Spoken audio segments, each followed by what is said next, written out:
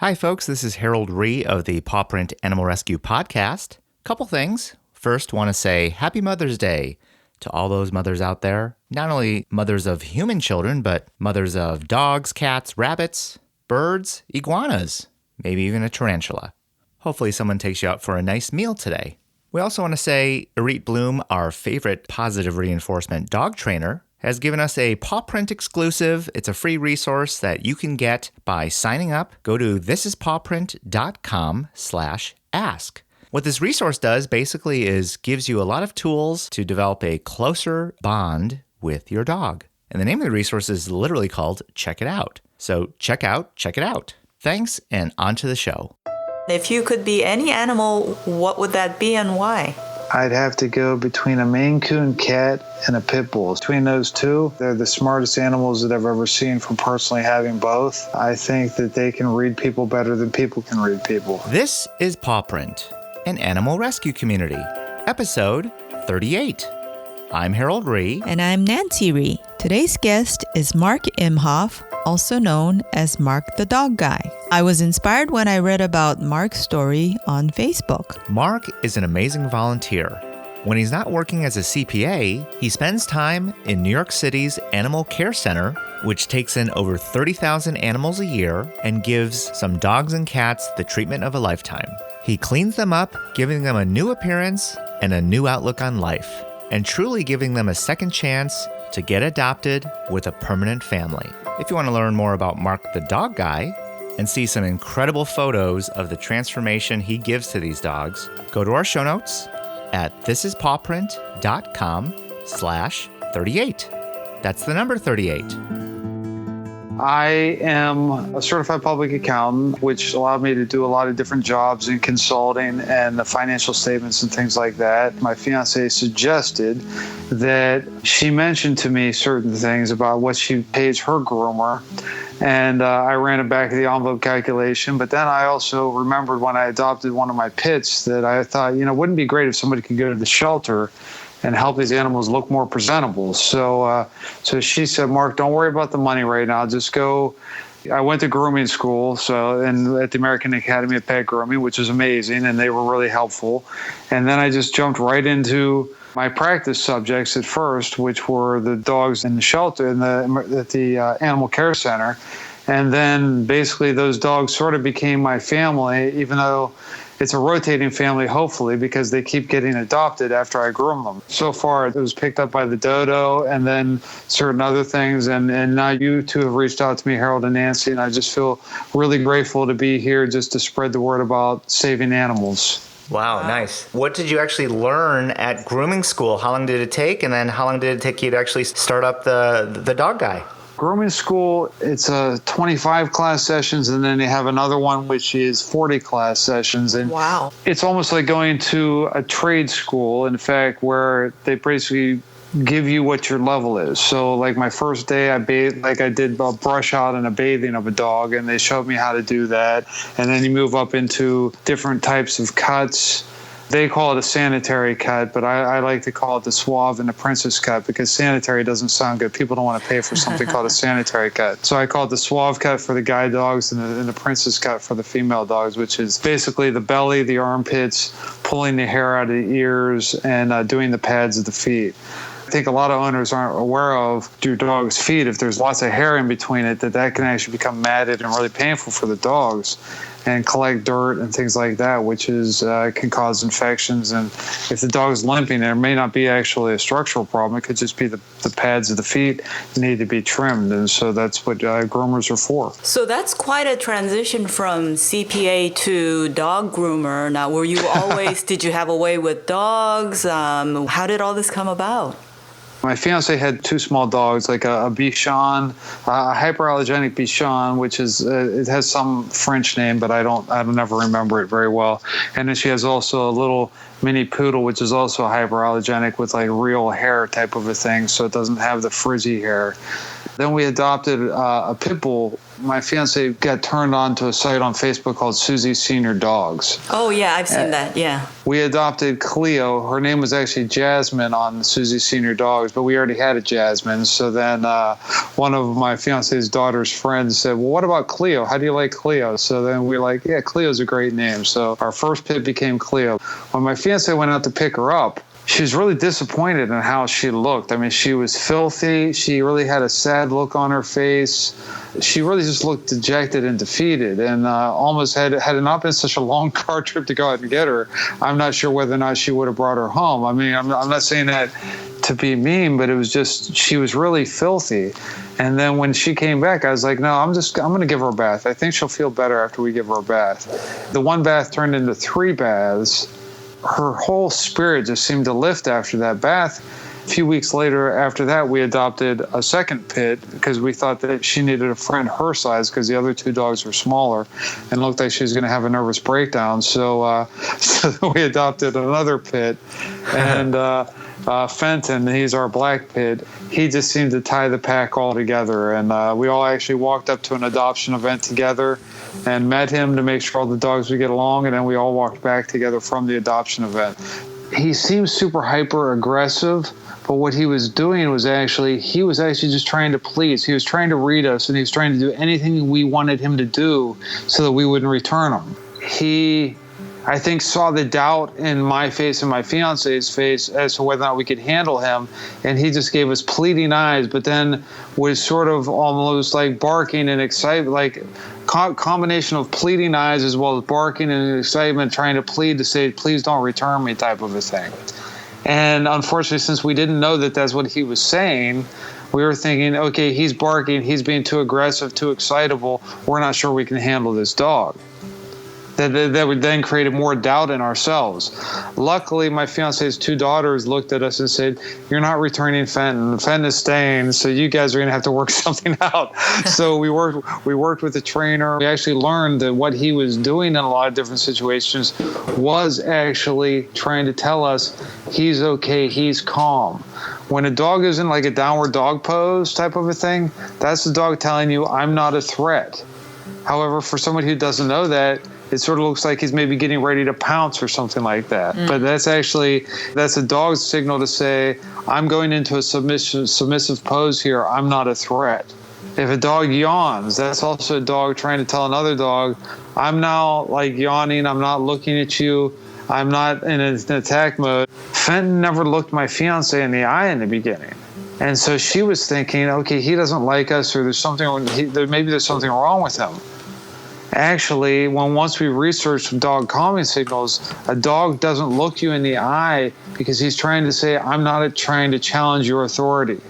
I'm going to do anything you want me to do. Please don't think that I'm here to challenge your authority. So that's why he never looked us in the eye in the beginning.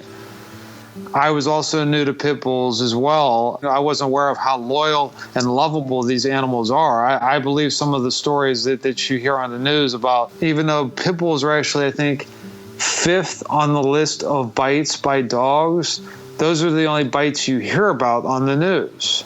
Because I think golden retrievers are I have put the most people in the hospital from bites, followed I think by Labradors, and then I think bulldogs, and then actually I think Chihuahuas are even above pit bulls, and then I think pit bulls are next after that. On the one hospital statistic that I researched. They're so loyal that they can become fighting dogs. That's the point, is they care about what their owner wants them to do above their own life. The thing is, actually the British call them nanny dogs.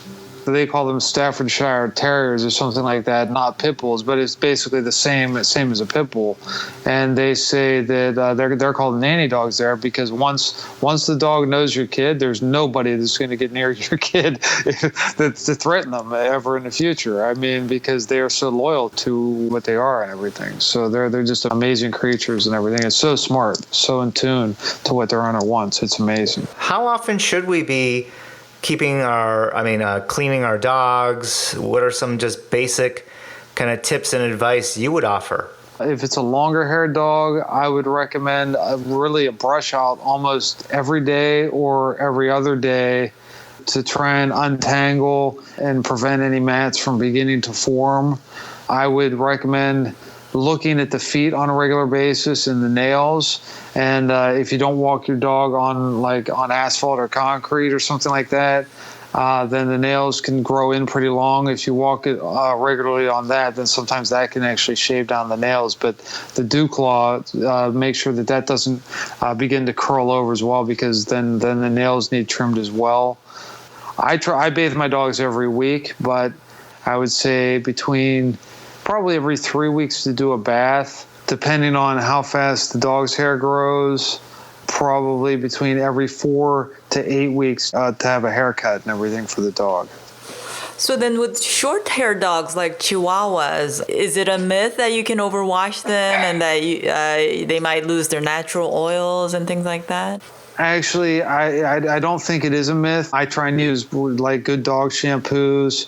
I think it's just proper to use things that are meant for dogs for the shampoos and things like that. I think probably the problems with the natural oils of the dogs and things like that happening is when you use human products on dogs, and that the shampoos that are meant for the dogs are, I think, gentler, more like a baby type of a shampoo and things like that. I tried a DIY grooming job. We have one long-haired dog, and I wasn't sure I could do it, so I bought one that cost, I don't know, about $60 range, and I used it maybe less than 5 times in the last 2 or 3 years, and already the hair, when I use it, the hair gets stuck in the metal comb. I use the Andis Clippers. I guess the proper thing is either one to look for to make sure the blades are sharp, because if the blades aren't sharp, then it's going to get tangled in there, and also to brush and oil them between uses. Do you sharpen it yourself, or do you need to get that professionally done? I normally take it to somebody else to have that done and everything, but probably about once every other month I'll try and sharpen them. But I try and have multiple sets of the different blades, as well as the different blade sizes. If I'm doing a lot of dogs like at the shelter, sometimes a dog will take a while, and if the blade gets hot, then that can cause razor burn on the dog. So I don't want to give the dog razor burn, so I'll then just pull off that blade, let it cool down while I pop another one on and continue on the dog. Yeah. So the dogs that you groom at the shelter, especially if they're long-haired and, they're terrified and they're very flinchy or maybe even aggressive when you're trying to groom them, like how do you manage that? I try and create a sort of a connection with the dog. There aren't a lot of really long-haired dogs with good fur that I can actually keep the hair long in order to keep it in a groom type of a cut. There's only been a couple of them where they came in and I could tell that the fur wasn't entirely matted. It was matted in certain spots, but not a lot. So then I could brush it out and cut off the mats that were there, but then still keep the main coat of the dog. For the most part, I have to shave down most of the dogs, because really it's almost like the fur is like a second layer of skin of just pure mats on the dog. You are full-time dog grooming now, or are you still balancing the dog grooming with another job? I actually have 2 businesses right now. I'm a certified public accountant. I have a certified public accountant business, which is Mark Imhof, CPA, CIA, MBA, LLC, which is my accounting practice. But I don't have that many clients yet. I'm just still getting that to grow. And then on top of that, I'm the dog guy. And that's where I spend most of my time, is doing the dog guy. But I still have a few clients that I do their taxes for them and everything. Okay. The majority of my time is spent at the shelter. So I would say it's probably about 60-40 where I'm at the shelter, and then 40% where I'm doing actual individual people's dogs. For me, the best reward is that they're getting adopted, and if I can help them, then that's just amazing. And I think I could do okay on the side with the other business, with my helping people with their taxes business, as well as helping people with their dogs to groom their dogs as well. So I think the combination, I'd still like to help out as much as I can in the shelter. Right. Wow.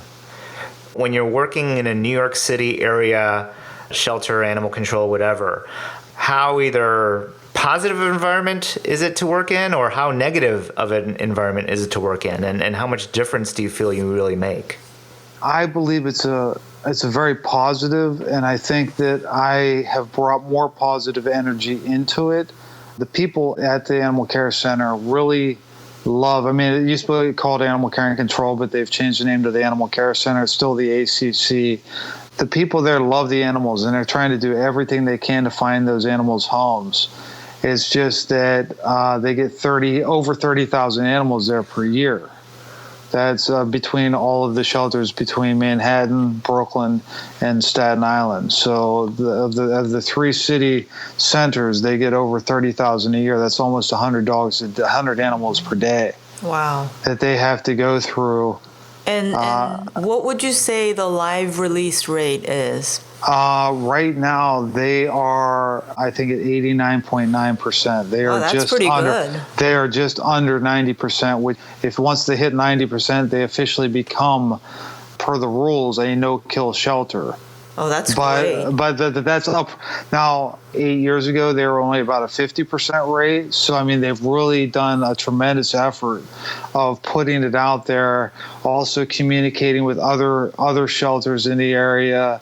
I mean, I feel really fortunate that I've picked up a big following on Instagram and Facebook, so that, like, when I bathe a pit bull and I say, hey, this pit bull is a sweetheart, and I bathed her today or him today, then there's 2 or 3 people who follow me who then repost that to probably 15 to 20 different pit bull rescue groups. Wow. And then that pit bull gets pulled. Yeah. Wow. So I think the ACC gets a bad rap because people say, well, I'm not going to go there because they're a, quote, kill shelter. However, if people don't go there to get the dogs, then the dogs don't have a place to go. Exactly. Please go there first to get your dogs or cats, or they have rabbits there as well. So go there first. And then the other dogs who get out already, they already are at a place called like a no-kill shelter. I mean, like the ACC has to accept every animal that's brought to their door. Right. They don't get to pick and choose just the cute ones or just the ones that they already have an adopter lined up for it and all that kind of stuff. They have to accept everything that comes in. And these people are doing everything they can to communicate with everybody to get these dogs saved.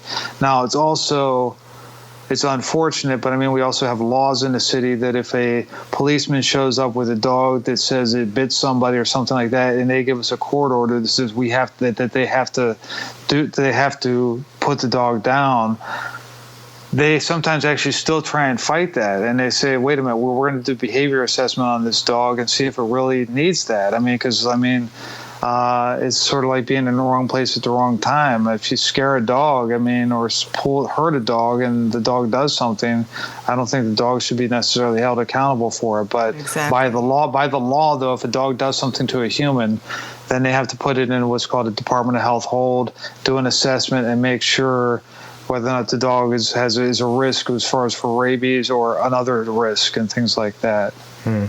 So it's a shame. Out here in California, you go to your local shelter, it's going to be a lot of Chihuahua mixes and Pit Bull mixes. What do you see in New York? A lot of poodles, a lot of Shih Tzus, and a lot of Pit Bulls. I think the Shih Tzus end up in the shelters largely because I think everybody loves how beautiful they look when they're the well-groomed dogs in a pet store, but then they don't realize that really every 3 weeks at a minimum, you really need to have the dog bathed and groomed, which can be very expensive, especially in the city here and everything. So how many volunteers in the New York City shelters do what you do. I've not heard of anybody else doing what I'm doing right now. The medical staff knows how to shave down a dog. I mean, so they can do a medical shave. Right, for surgery, things like that. For surgery and things like that. They do so much to protect the dogs, to fix the dogs. I mean, to save the dogs' lives who come in hurt. They do such an amazing job and everything. They're just such amazing people, all the vets there at the ACC. I feel like, with the longer-haired dogs like Shih Tzus or Poodles, if you're even able to just shave them down, that's a huge help, don't you think? Oh, absolutely, absolutely. Well, that's Sean, the first dog I worked on. He was a white, I would say probably a mix between a Maltese and a Poodle. And he was actually a red. They have a different code level. Like green is very docile and probably not going to bite. Yellow is potential bite, or orange is probably going to bite you, and red is pretty much unadoptable, going to bite. Things weren't looking good for Sean, but Sean actually wasn't a bad dog. I mean, actually, that's what what I said in the video for the ACC about where they nominated me for the Shelter Hero Award, was that all the dogs are beautiful souls inside, but if you've got matted fur and you're in pain, you're not going to hear. Sean had a lot of matted fur on him, and I think I had to muzzle him at first and actually almost physically restrain him to hold him, to lock him into place to get started on the mats. But once I cut into the mats and was getting actually some of the mats off of his body, he calmed down and he realized, I was helping him and everything. And the before and after pictures that are on my Instagram and Facebook pages, his after picture, he has it was actually a leash. It was a blue leash, but it looked like a blue ribbon around his neck. And he has his paws crossed in front, like, I'm chill now. I mean, like his before picture was like sort of a hunched over standing dog with a mean look on his face. And the after picture was this, I'm chill. I feel really good now. I mean, just imagine if you yourself haven't had a haircut, shaved, or bathed for 3 weeks, how you're going to feel about yourself. and his is probably even longer than that. Pretty amazing how much I can hopefully help these dogs. And by the way, Sean then went to New Hope Rescue 2 days later. Unbelievable. And so his entire behavior assessment changed, and he got out to a rescue group that like 2 days later. So it was really great. How many dogs are you actually grooming? I guess it depends how long I can stay, and also it depends on how matted the dog is. I've done as many as 6 in a day, and then sometimes I can only do 1 or 2. So it just depends. Yeah, but that little bit makes a huge difference. I hope so. I mean, that was one of the things. I bathed a pit bull one time, and then I checked the website a couple of days after that. Somebody posted on my Facebook page that the dog was on the at-risk list. I went onto the at-risk list, could not find her.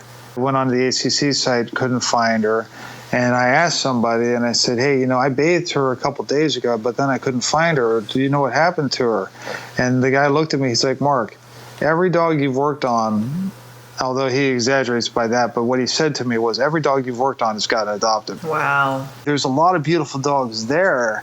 I'm then giving them the spotlight when I say, hey, I've worked on this dog, I've groomed this dog, or I've even just bathed this dog. The dog's really the same dog. It's just that now they've gotten out to my audience on either Instagram or Facebook, or people could just go right onto the NYCACC.org website itself and just look at all the beautiful dogs that are on there. Why don't we just rewind the clock a little bit? Tell us a little bit about where you grew up, any other parts of your childhood you'd like to share, and how'd you get to this point in your life?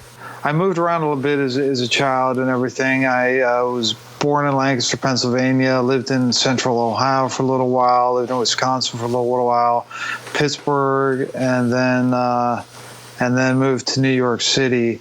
I guess I've always... My parents had a mini schnauzer when I was a child, and then I found a small cat next to the street. That was my first cat. We then got another dog, but those were all like breeder type dogs and everything like that. I went to school, got my CPA license, worked a lot of good jobs, worked for some really good companies, and really met a lot of interesting, amazing people. But just my heart my heart was into helping people, but it just something about the animal connection. My fiance and I started really going to a lot of meditation stuff, like mental healing and self-healing type work recently, and I just really felt the pull towards the animals. And when my fiance adopted Cleo, and then we adopted Fenton not long after that, she saw that when I got home from work and just saw the dogs and took them out for their walks and their runs, either before I went to work in the morning or after work when I came home at night, just the joy that I had in seeing them and the joy that they had in seeing me, and that connection is really what I think was the formation of trying to build the dog guy. And I do cats to help out the vets at the clinic as well, and I do know how to do the cats as well. But the dog guy just seemed to fit when I started. So you mentioned Sean, a very inspiring story. Any other animals who have just really inspired you or been very memorable? Joe DiPaolo, he works at the Animal Care Center, and he's actually the guy that gets the dogs off the street that are fighting and things like that. Also, sometimes has to go to people's homes in abuse situations and rescue the dogs from the people that are harboring the dogs or hoarding the dogs and things like that. Joe, this story sometimes gets me emotional. Joe brought me Hershey, and Hershey was really... he was a mess. I mean, like, he was completely matted.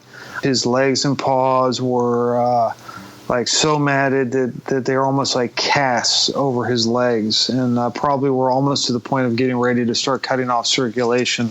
Luckily, we got to him early enough, because there have been cases of matted paws and legs where they've had to amputate limbs because it cut off circulation to the paws and everything. So luckily, we got to him early enough. But this dog was so sweet and so amazing. And when I groomed him, I mean, he was such a nice dog. And he just gave me these love eyes the whole time, because he knew I was helping him and everything. But, like, I remember when I was cutting through the mats on his legs, and he like leaned over and he put his mouth over my hand. And he put his teeth over my hand, but he did not bite. But he just, like, basically nibbled on my hand to basically say, "That really hurts. Can you take it easy on me?" But he didn't bite me.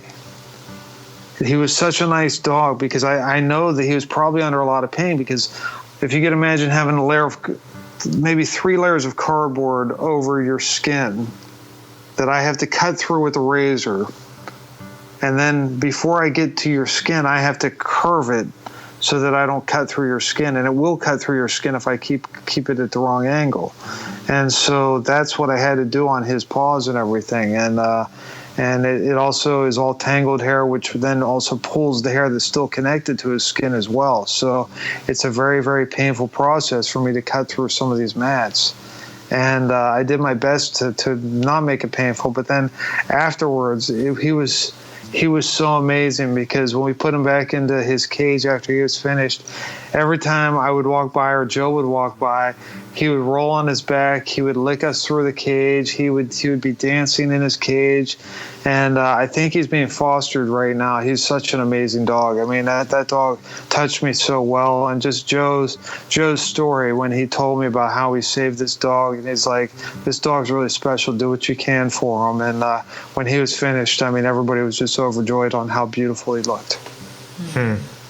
Yeah, I'm looking at Mocha right now on your Facebook page, and if you look at the before picture, I mean, that's just the transformation of what you did is amazing.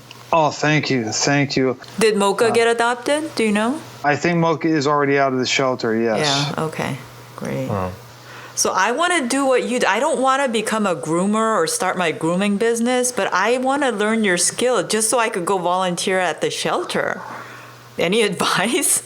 Oh, well, yeah. I mean, like, I would recommend, well, you have your own dog, and so... Yeah, I've been experimenting on her, I guess, unfortunately for her. Yeah, right. But I ran into that problem with the clipper, the hair getting stuck. So I thought, well, should I invest in a more expensive clipper? Would that help? I just don't know. The one thing when I went to grooming school, which I really felt fortunate, is the fact that from day one, because the grooming school that I went to is sort of like, if you've probably heard of the barber schools, you can go to have your hair cut for a cheaper rate by students of being a barber, like learning how to become a barber. So basically the grooming school is like that for dogs. So people can bring their dogs to the grooming school, and they know that it's students that are working on their dogs. And there's also teachers there to make sure that the dog doesn't get totally messed up, and they can clean up the dog, what usually most of the quote mistakes that the students make.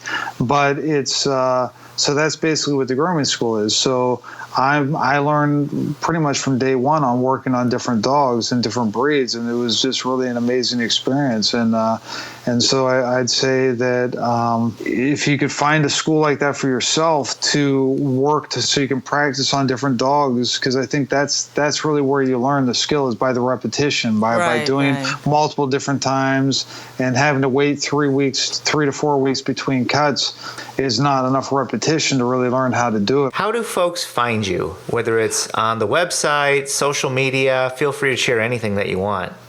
Okay, well, probably the best place right now is on my Instagram, which is at Mark the Dog Guy, all one word, Mark the Dog Guy. And then also on Facebook, Mark the Dog Guy, not all one word, spell it out, Mark the Dog Guy on Facebook. And those are probably the best ways. And then I also have my own website, which is www.markthedogguy.com. It's just that I haven't really spent a lot of time updating that page. So most of my stuff is on Instagram and on Facebook. Of course, that's Mark with a K, correct? Yes, Mark with a K, yes. Great. If you could wave a magic wand and change anything in the state of animal rescue currently, what would that be? For me, I think it would be to create empathy for everybody and the animals rather than trying to place blame on anybody. Because I think everybody that I know that I've worked with in the animal rescue group, like especially at the animal care center, they're doing everything they can to save every animal that they can. I mean, they work to, as I said, over 30,000 animals come in, and they're right now at just under 90% that they find either other rescue groups or find homes for. Yet they, I think, get a bad rap by a lot of people and everything. And so I think, as I mentioned, if people went there first for their dogs and they rescued, then they adopted straight from there first, most of the animals that go on an at-risk list would never go on an at-risk list because they would already be adopted if people went to the animal care center for their dogs first. Can I have 2 magic wand wishes? Sure. My other magic wand is that animal restrictions in buildings would be totally scrapped. All right. Yeah, breed and animal restrictions on buildings would be totally scrapped. Especially in New York City, yeah.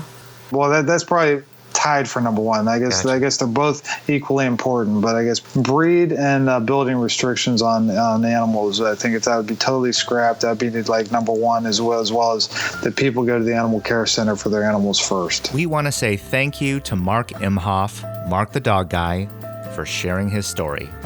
If you want to help out at the New York City Animal Care Center, go to nycacc.org. You can also learn more on our show notes. thisispawprint.com/38. Don't forget to sign up for our free exclusive resource from Irrit Bloom. To develop a closer bond with your dog, go to thisispawprint.com/ask, ASK. If you want to find me or Nancy on social media, Facebook, Instagram, or Twitter, look for This Is Paw Print, one word. To listen to more episodes of Paw Print, you can find us on iTunes, SoundCloud, or Google Play Music on Android phones. Once again, happy Mother's Day, and remember that you share a positive message of love and peace by saving an animal. Have a great day, everyone. And see you next time on Paw Print. Paw Print is a production of EVER Education. You can't handle the truth. Woohoo!